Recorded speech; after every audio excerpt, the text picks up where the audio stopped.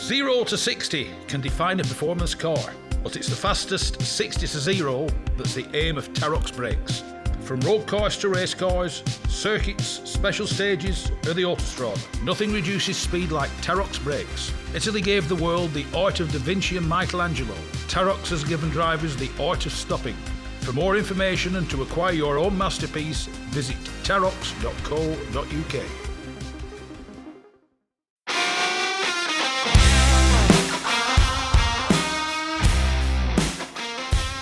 Yes, it's me, Mike Stone, and this is the Backseat Driver Podcast. It's the fastest, it's the friendliest, and it's for all the family. The Gas Shocks 116 Trophy and 120 Coupe Cup are the fastest growing race series in the UK, taking in 6 one-hour races and 8 sprints at all the top circuits. Visit 116trophy.com to find out more and get yourself behind the wheel.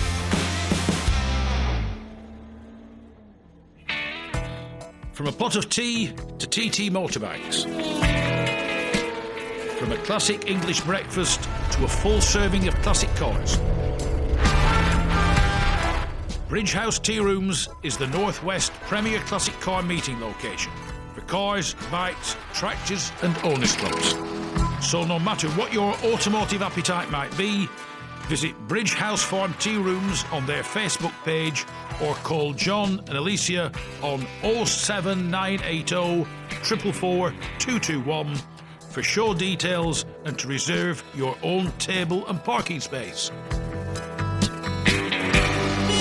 I'd like to introduce to the Backseat Driver Radio Show Neil and Arlene Calvert. The one thing about Neil is today, it's nice to see him pointing in the right direction. Reason being, Neil has been an accomplished rally driver for many years, and Arlene, his good lady, is now his co-driver. Neil and Arlene Calvert, welcome to the Backseat Driver Radio Show. Thank you. Thank you, Mark. How did I get into rally, Neil? Because the simple reason you were a modern rally driver as such, and now you're best known for being an historic rally driver behind the wheel of your Mark 1 Lotus Cortina. How did it all come about? Yeah, I was an apprentice TV engineer, and the guy that mentored me into engineering took me spectating on the RAC rally. I think it was 1963. We had this drive down to Clackanog Forest, and the big Heelys, the 3-litre Heelys were coming through. They were the works team then. Yeah. And the sound in the forest with the side exhausts and everything and the spectacle, I was just bitten by the bug. They were a big banger car, weren't they? They were a serious piece of kit. They were, and it was just before the introduction of the Mini, obviously. Yeah. But they were just the sound and the atmosphere was fantastic. Yeah. So where did that progress to? It progressed to joining local motor clubs. Yeah. Clitheroe Motor Club, Spring Hill, and even Knowledale Car Club. Yeah. In Rochdale. And because in the north of England, there's some cracking motor clubs that all have serious rally pedigree, don't they? Yeah, they do. They're all competitors. A lot of competitors in these clubs, which was good. And of course, at that particular time, they were doing navigation lessons at Clitheroe College, which I attended. Met a lot of nice people, and it progressed from there. Yeah. So what was the first rally car? The first rally car, I did quite a bit of car driving and a little bit of driving in the early years. Yeah. But my first rally car was a Sunbeam Imp, and did a few night rallies in the Sunbeam Imp. Yeah. Very reliable, but I enjoyed it and it's progressed from there. Yeah. You got sponsorship. If you wonder what the little voice is in the background, it's Arlene prompting him. Yeah, I co-drove for some local people and gradually built up to bigger championships like the BTRDA, and then in 1975 I got asked to co-drive on the RAC rally, right? Which was to me then the big league. It was then. I don't know how now. I call it a rally of the bit of South Wales. The RAC as it was a serious event, wasn't it? Was serious. The world's finest used to come to. Oh my God! 75 special stages from Scotland down to the Devon coast, if you will, over 5 days. Yeah. It was a hard event. Yeah. So I co-drove in 1975, and then I co-drove again in 1978 on the RAC rally. Yeah. In a Mark II Ford Escort. 1979, I managed to secure some sponsorship from Philips. All right. So I decided to have a go myself. Yeah. Bought myself a 1300 Escort Sport, which was ultra reliable, no stress, and competed on the British Open Rally Championship. Yeah. And just progressed from there through the years, from a 1300 Sport to a 1600 Sport, and then to a Group A 2-litre. Yeah.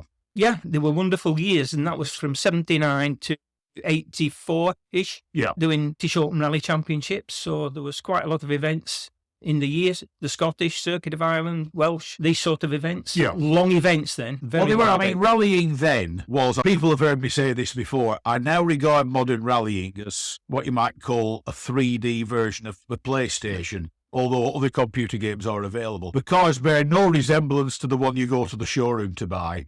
And when you watch the coverage, it's all soundbite. There's these stages that they all drive, then they all stop for quite a long while. They don't drive at night time. That's why you never see a set of spotlights on a modern rally car.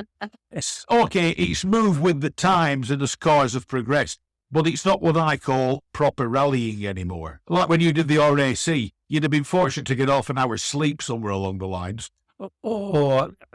Memories come back about the RAC, because we were running well down the field. We weren't up with the Vatinans and the Mikulas and the Roger Clarks. We were running down near the back of the field, and we'd pull into a 2-hour service halt, rest halt. Yeah. We'd check in at the time control going into the halt, and then a guy would come to us and say, look, go straight to the out control. We're trying to keep the rally on time, and we didn't get 2 minutes sleep. We were straight back out again. Yeah. That's because we were running low down. Yeah. And all the car was still running, shall we say, reasonably, because you'll have no time to go and work on it. Exactly. It was mend it at the side of the road. Yeah. Go right of the control, find the nearest lay-by. Yeah. Lie down.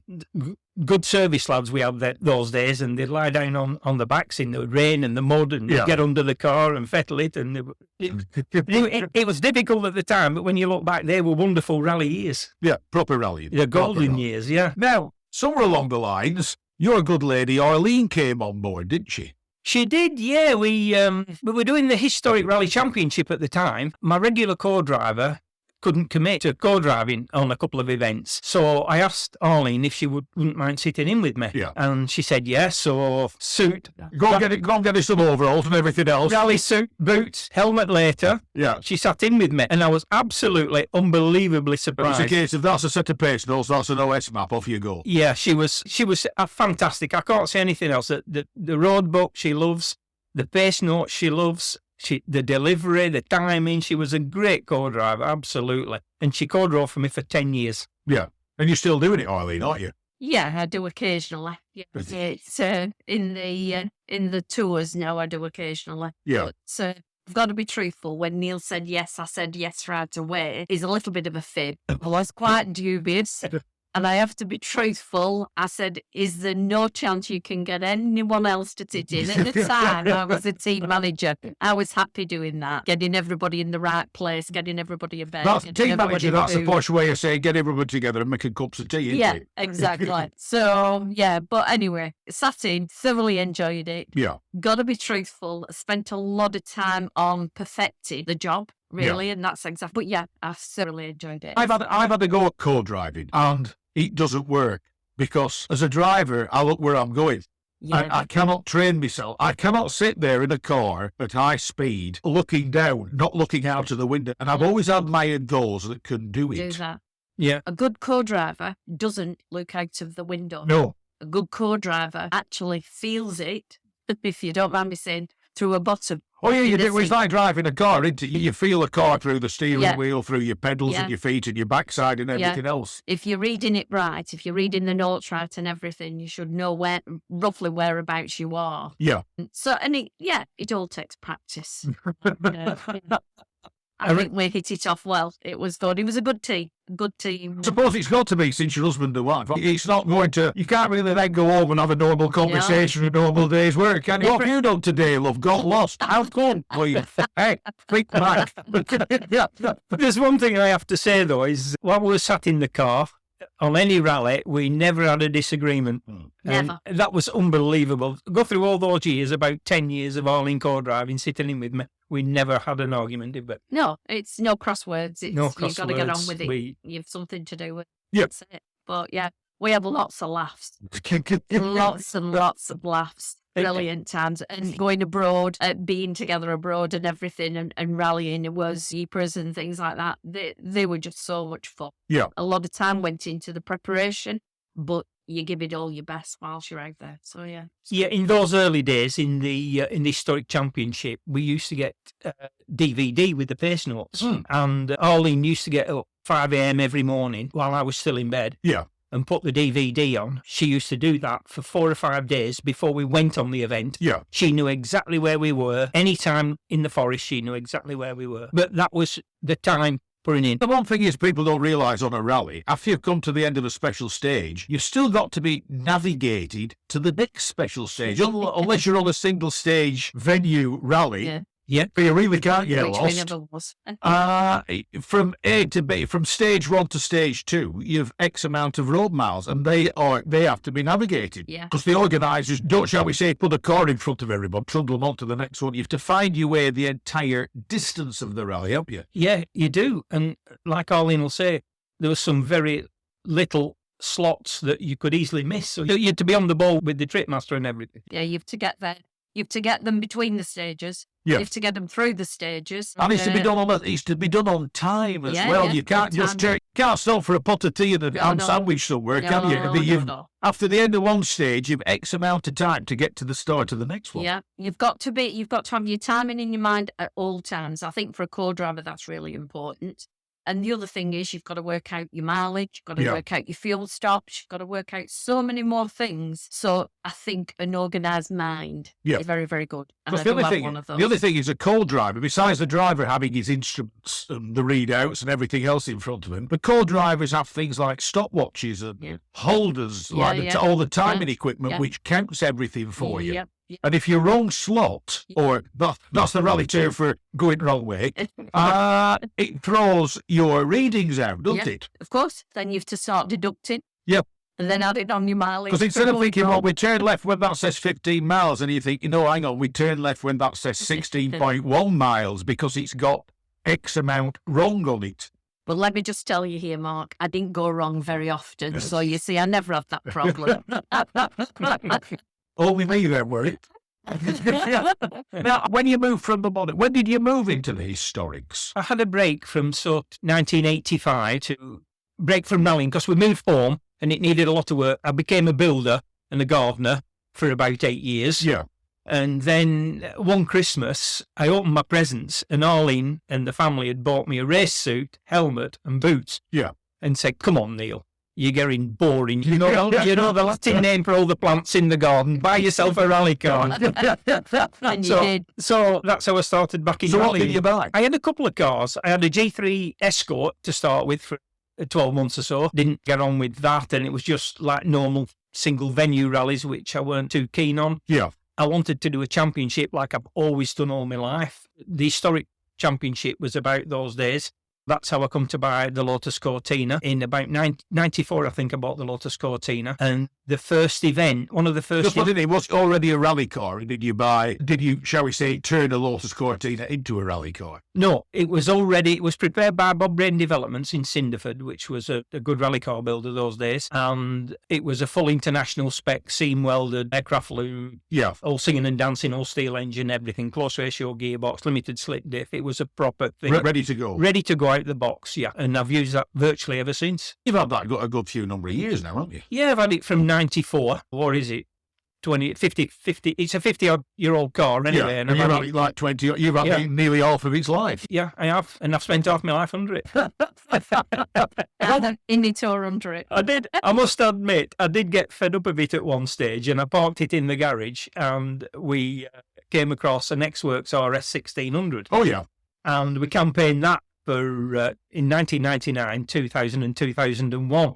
But to be honest with you, I couldn't keep up with it financially. Yeah. Chucking 8 tyres at it per event. And yeah. Having BD engine builds every 1,000 stage miles. So that went out the door. Yeah. Made a good profit on that. Just putting in, just because a car is an historic rally car doesn't make it any cheaper to run probably than a modern rally car. Probably even more because bits wear out on them a bit quicker.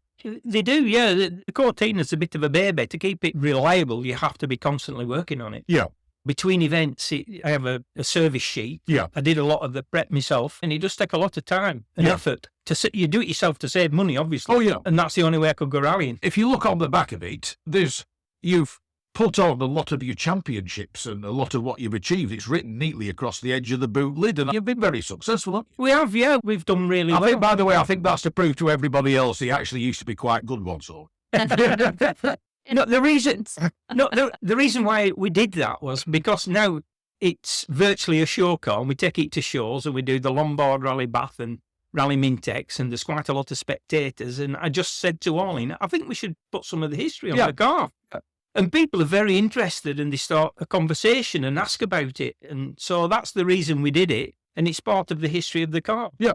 Yeah, it's been a success. Just let us know, Arlene, let us know. What have you achieved? Neil, way back when he was in the sort of modern cars, he was always in his class and everything, and won awards that way. And then it came with the RS 1600. He was third overall, I believe, in the Demon Tweaks. And then we went into the British Historic Rally Championship. We won overall 2006 and 2000, the Bronze Award overall, which was brilliant, good years. And I was one of the first lady co-drivers to win all three awards, the bronze, the tarmac and the gravel. All right. So that was literally coming towards when I started thinking about retiring. But really proud moment. It was good. But I think Neil's just always been in the front runners. He's won our house, or his office, should I say, is absolutely full. The silverware. Silverware, glassware, beautiful. Do you make him polish it? Occasionally. When I'm not in the mood. I have to ask the question. Before you were asked to co-drive and navigate, were you into motorsports?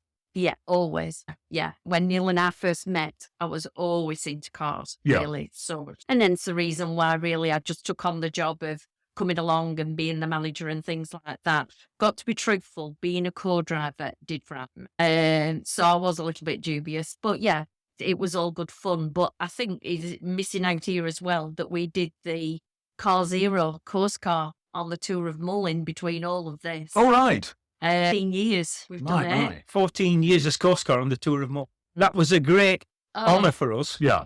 2-300 Club run the best rally in the world, which you know. And I tried to enter one year, and they said, no, I'm sorry, it's full. Yeah. But we do have a slot for the course car. Would you like to do it? Yeah. Yeah, we'll do it. The thing about the course car is you are effectively driving the rally, because the course car just doesn't toddle around, does it? Exactly. It goes round at full speed. Exactly that. Yeah. We were always 10 minutes in front of the first competitive car. Yeah. Obviously, we didn't wait at any controls. We were off, but in 14 years, we were never caught.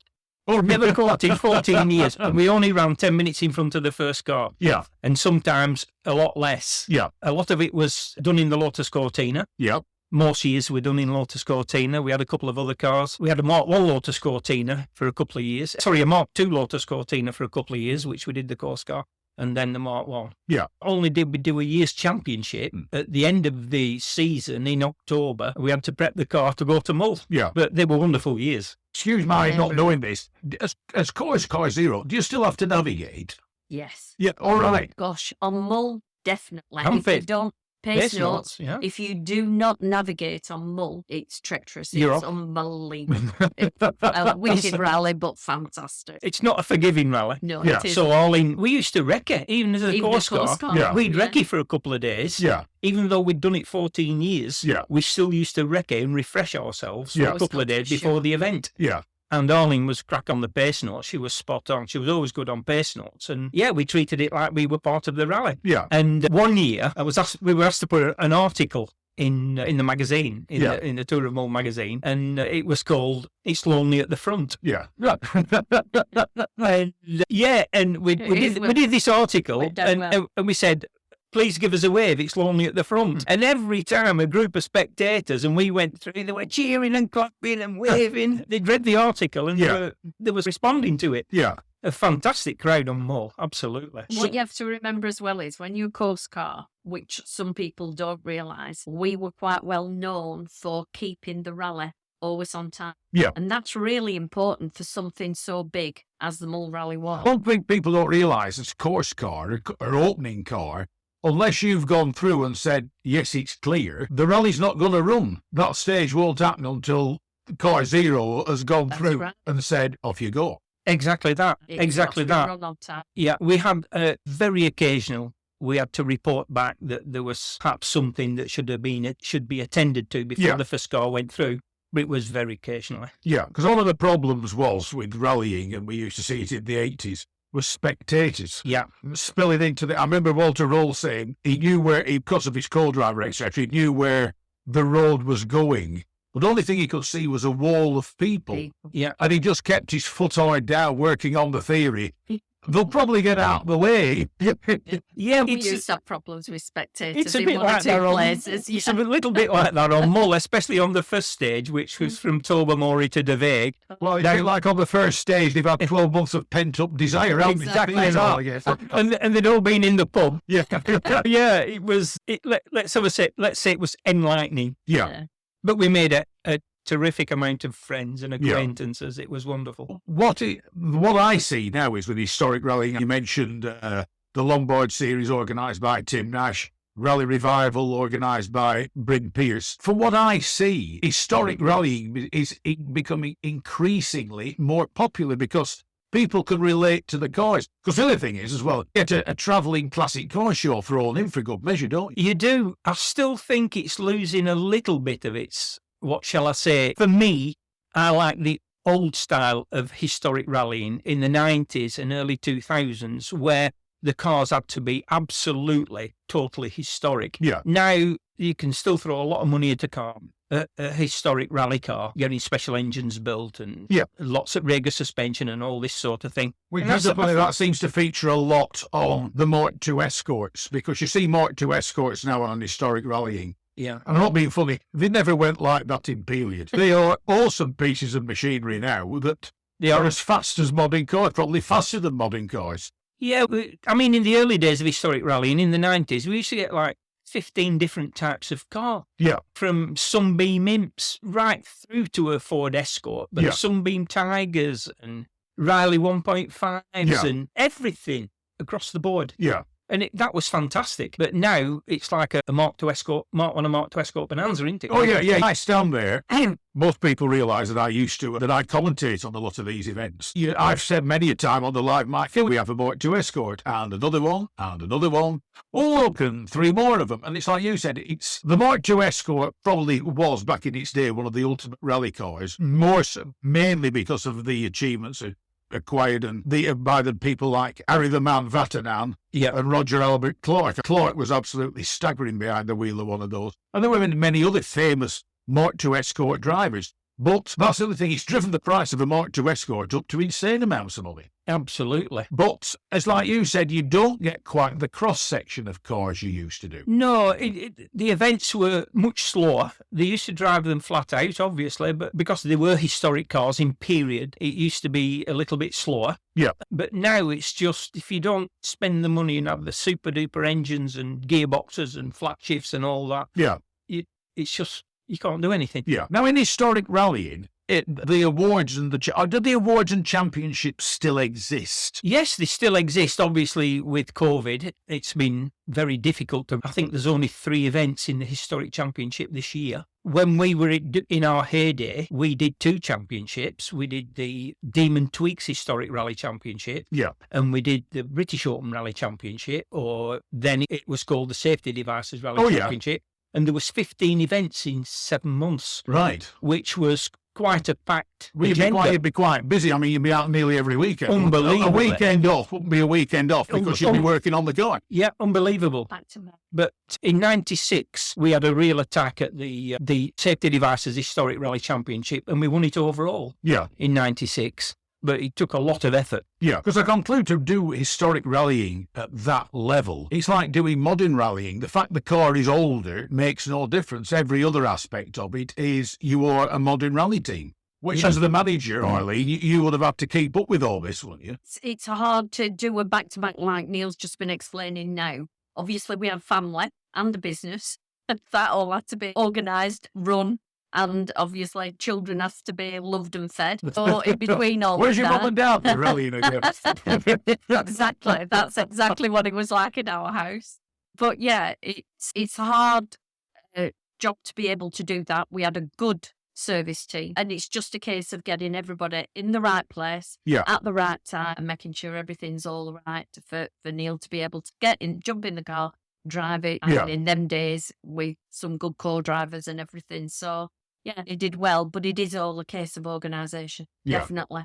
It makes a good team. Now, all being well, 2022, things will open up again. What are you looking forward to doing? What championships are you thinking we'll have a do at that? No, I won't attempt a championship anymore. A championship sometimes takes the enjoyment out of rallying because you're more concentrating on collecting points. Yeah. I've done championships all my life, and a championship is... You're obviously going to a championship wanting to win it. Yeah, because you only score X amount of points per rally. Yeah, so every rally you go on, it's points. Yeah. Which does take a little bit of the enjoyment away. Yeah. Because that's all you're aiming for, the winning the championship. Yeah. Now, me and Arlene like to go into more relaxed events where it doesn't matter if you win, lose, or Well, break the thing down. about the longboards and the rally revivals, they don't count to a championship, do they? No. Because they are technically not out-and-out rally. They are... I think the correct term is touring assembly, because it means no matter how fast you drive, if you're the fastest on that stage, well done, Neil, well done, Arlene, and that's as good as it'll get. Yeah. There's no little piece of, there's no, shall we say, cup-sized bit of silverware at the end of it for you. No. It's well done. No, that's right. Non-competitive. Yeah, it's sometimes. non-competitive, but what we like about it, it's more social. Yep. So we assemble on the Friday, food's provided, and we all have a good chat Friday night. We normally do the event on the Saturday, which is, as you said, touring assembly. Yeah. Visiting special stages that the RAC used to use. Yeah. And you can drive as slow or as fast as you want through them Yeah. within reason. And then Saturday night, it's usually a dinner, guest speakers. So it's very sociable. Yeah. And we like that sort of thing now. Obviously, we're getting older and we like the social side of Yeah. it. The great thing about that was, as a touring assembly, the last one that I was chatting to you on, there was an absolutely stunning Peugeot 203 saloon on it. Yeah. And the two guys, and because it is not mandatory that you wear the overalls on touring assemblies, they were dressed in tweeds. Yeah. Yes. Yeah. And this beautiful old French colour happily bounced round the special stages because they could have driven round at 20 miles an hour if they wanted. Yeah. And everybody would still have enjoyed watching this lovely old French saloon car go wandering around the place. Exactly, and that's the spirit. That's what I love about it. And on Bryn's rally, Yeah. on the revival, he did give awards, but the awards were based on authenticity, Yeah. dress, and spirit. Yeah. It wasn't about speed at all. Yeah. We were lucky enough to get a second-class award Yeah. just because we were in the spirit and we had the type of car that was original from Yeah. the early days. And the other thing that's interesting on these events is you get people like Di Llewellyn, Louise Aiken Walker, Yeah. Barry Lee. You get some of the famous old names who enjoy coming to drive on these events. Louise Aiken Walker was the women's world rally champion. Yes. And she comes down now, and she's probably one of the most quietly spoken people you will ever deal with. Yes. When you speak to her and have a chat with her, she doesn't come across as a rally driver. You think, where did this competitive streak come from in this very nice Scots lass? Yeah. Gulling. When I was doing the Open Rally Championship in my 1300 Escort Sport, Yeah. Louise Aiken Walker was being trained in a 1300 Escort Sport and then moved on to a Fiesta. Yeah. But I always ran, number-wise, around her, and that's when she started. But she had, obviously, the works team behind her, Yeah.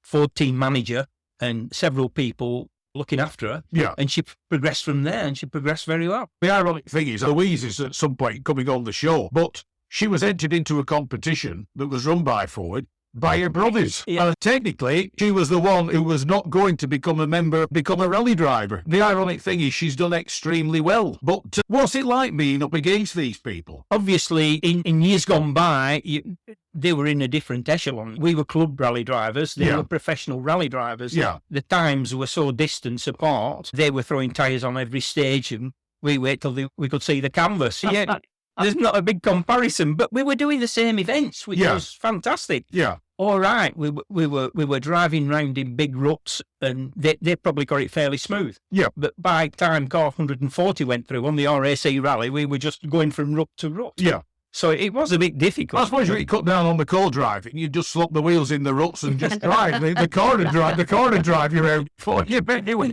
You had to have a good sump guard, let's put it that way.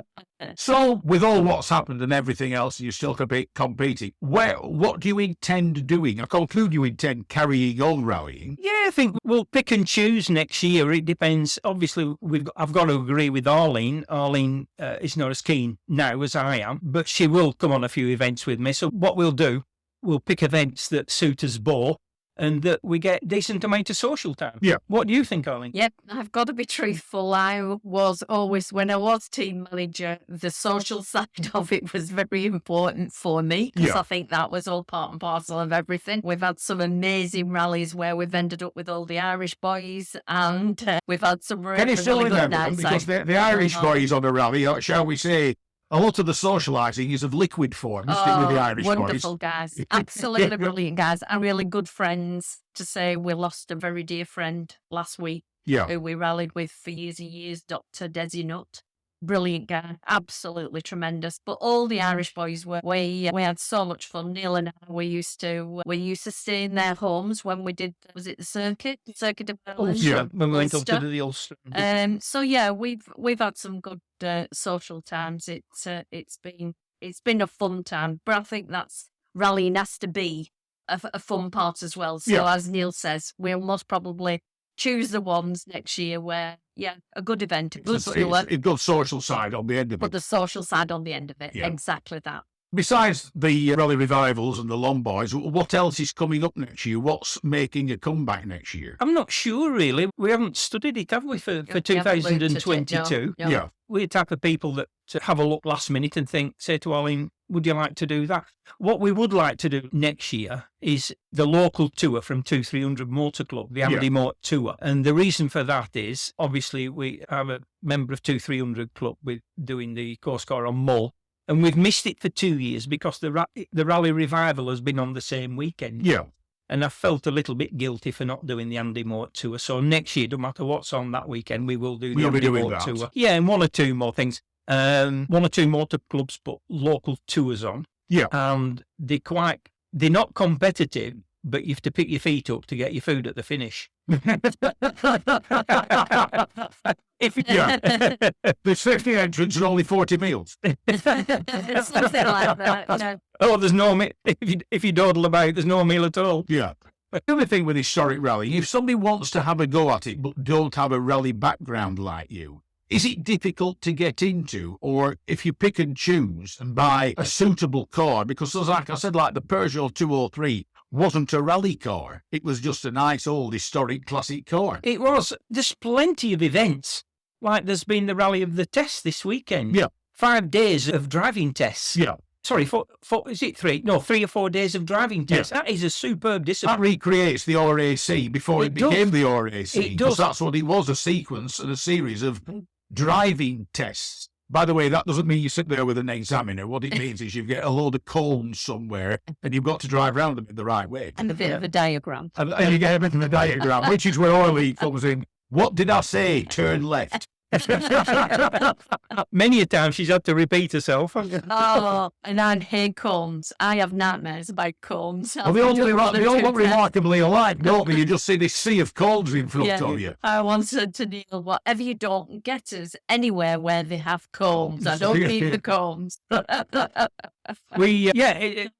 Advice to anyone wanting to get into rallying is if you're young and you want to get into sort of night events, join a local motor club that's a competitive motor club. Yeah. If you want to go historic rallying, join the HRCR, which is they run lots of different events. Yeah.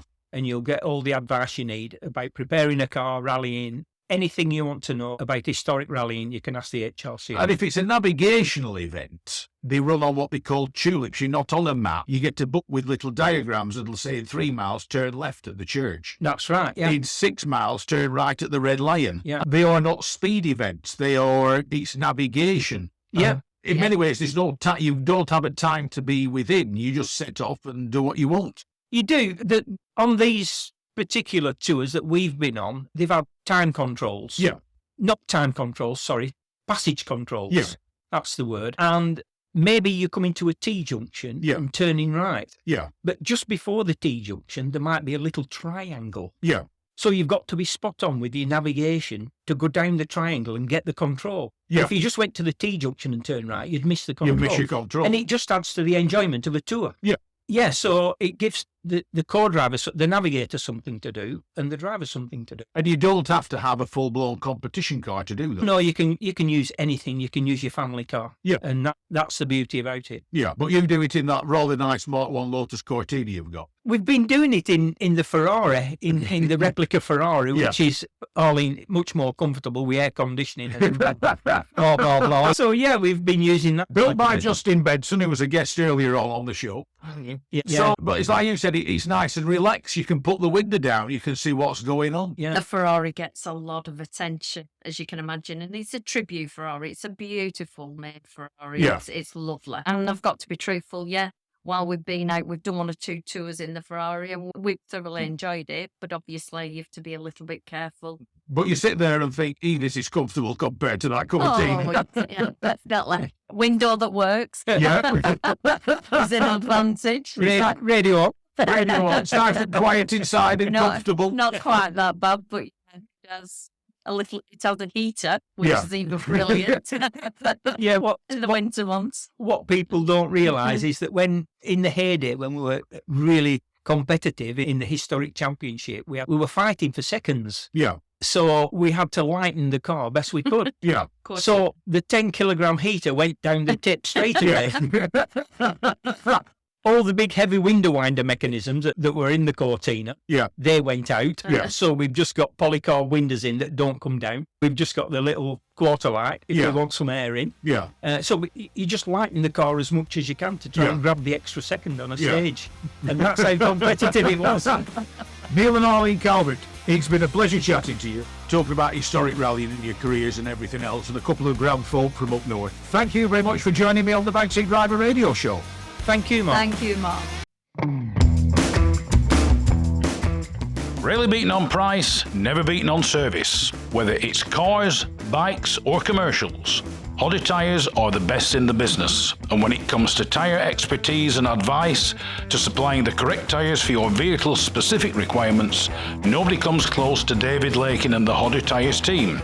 So give them a call on 01200 613 192 or visit the website at hoddytyres.co.uk.